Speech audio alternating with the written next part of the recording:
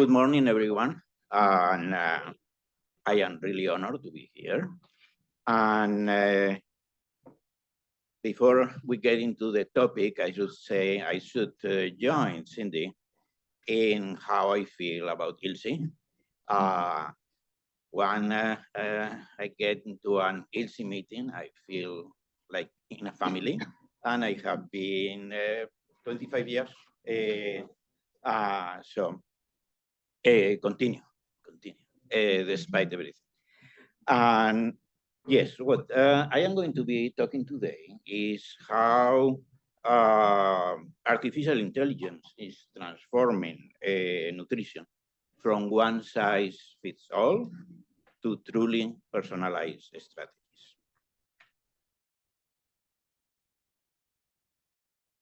Sorry, I don't have any commercial.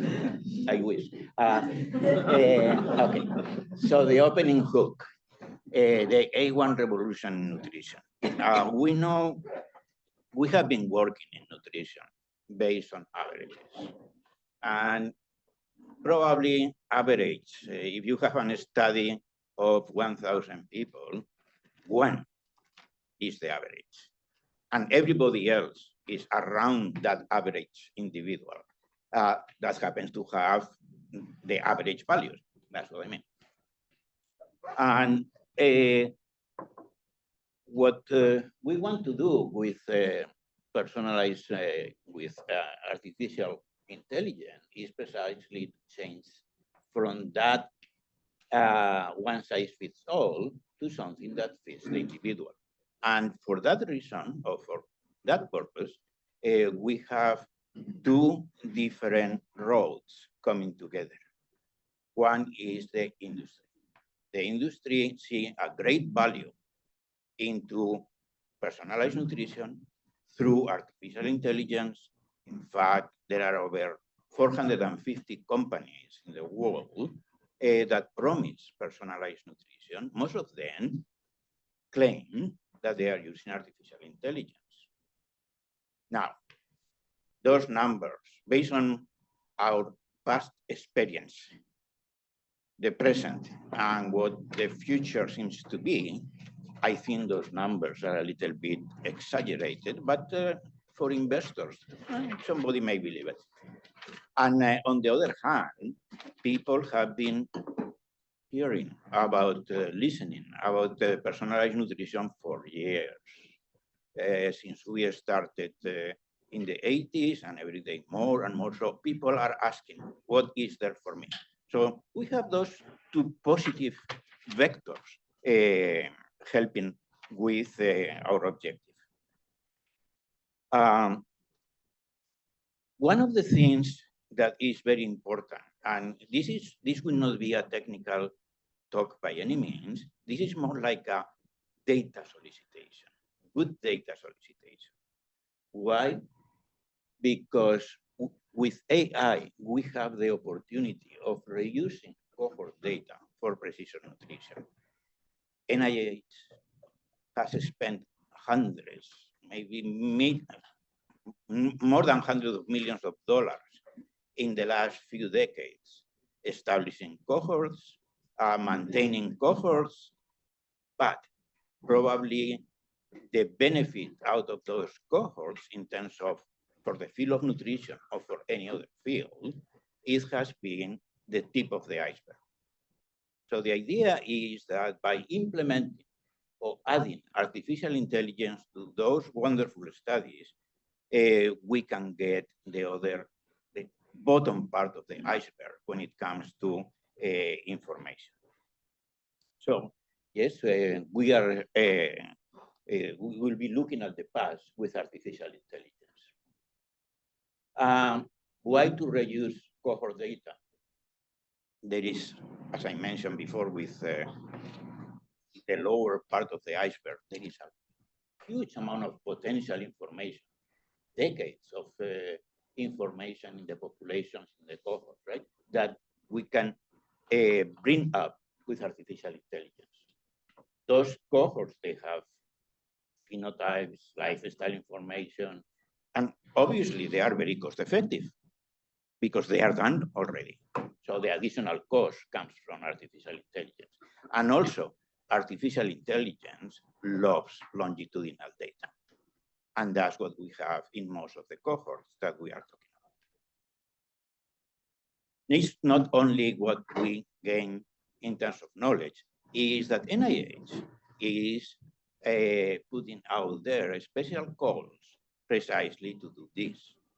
So if you have a cohort, or you know somebody that has a cohort, and you know how to bring the data to the 21st century of artificial intelligence, those are the calls that fit your needs and could bring funding, much needed funding. So in terms of this, how to make these historical data sets, what matters? We need nutritional data. We know that we depend mostly on FFQs, 24 hours, and so on and so forth, but we can live with that. We have those biomarkers. Lately, we have used the multiomics approach in those cohorts, genetics, metabolomics, microbiome, and the more data, the better, as long as the data, obviously, is ready for AI. We have also been incorporating the digital health tracking, the wearables. And what is very important is that it's not only the biomarkers.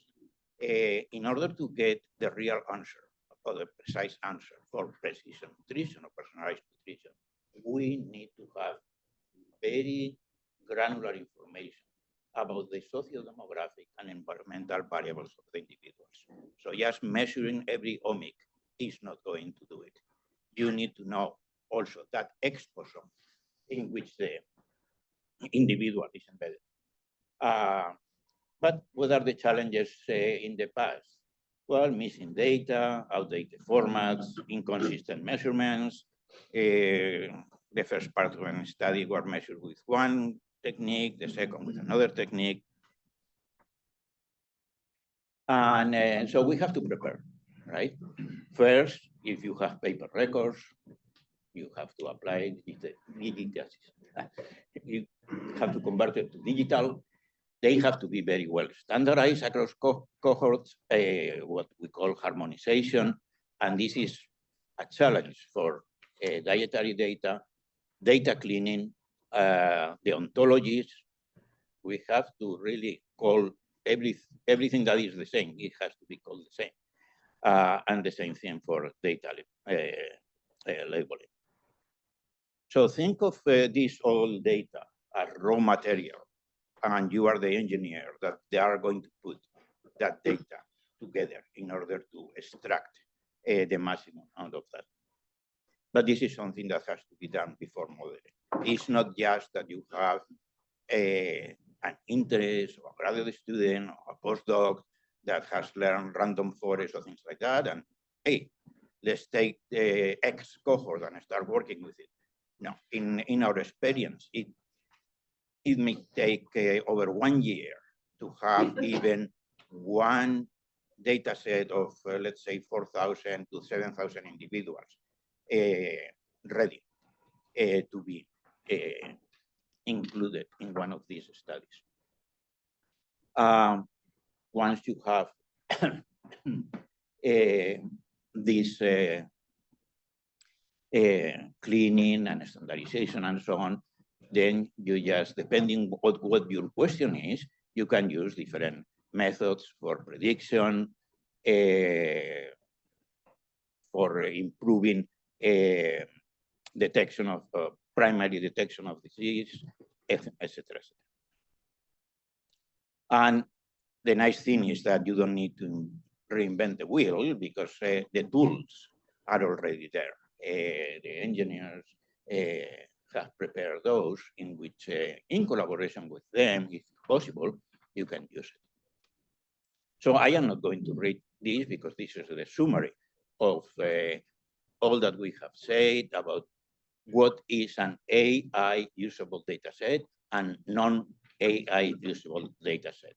And of course, if you are interested in this information in these slides, you can send me an email. And in addition, this is being recorded and you can look at your leisure.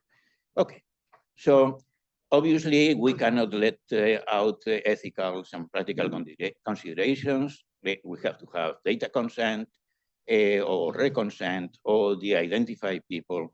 We have to look for bias in older data. Demographics may not match current populations and data sharing agreements. So work in interdisciplinary teams. So the AI is just a lens to reinterpret, to magnify the past.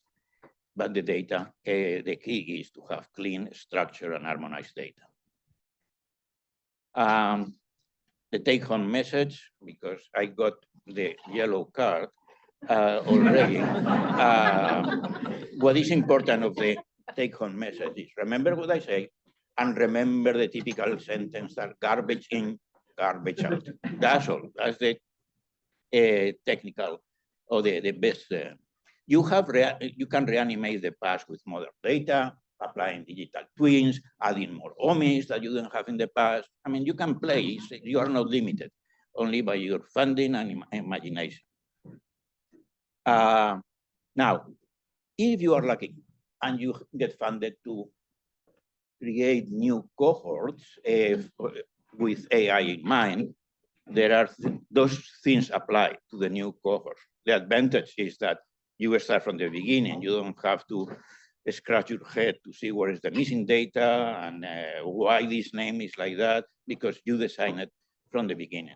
And you can do it with intervention studies, and you can do it with observational studies, right? Slightly different components, but practically the same. Now, something that everybody asks is, but we need so many people. Well, it depends. In observational studies, you can go as low as 1,000 people or as more than 100,000 people. Obviously, what you get at the end, it will be more or less precise, right? Pilot study can be done with 500. Intervention studies, they are more expensive, you have to be more modest, but a regular intervention study, parallel design, you can go from 200 to 1,000, and when it's crossover or N of 1, between 30 and 100 participants should be enough to apply artificial intelligence. And it's very important that we keep our older adults in the equation, because this is something that we haven't done yet.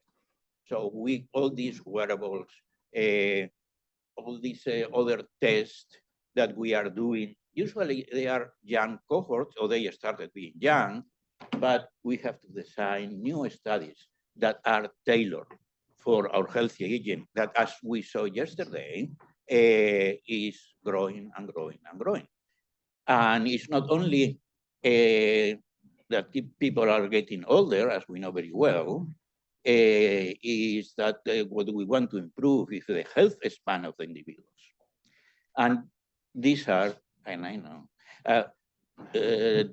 these are some examples of our own house in which, for example, using artificial intelligence, we predicted obesity in the Framingham study. It's not a large study, at least the data that we use, about 2,000 people.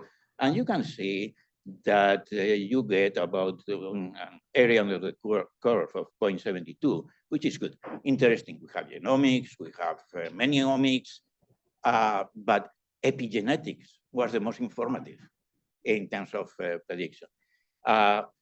Everybody knows the soy study, the predictive study, and again, this is a commercial venture. They are being successful, but also the success, the predictive accuracy, it will depend on what you are measuring. For glucose, it's very high, 0.77. For C-peptide, for example, is 0.3. So you cannot ask more than what the technology can provide you. There are also estimation of nutrition intake using artificial intelligence. And if you want to know what is going on in the field, you can go to one of these narrative reviews.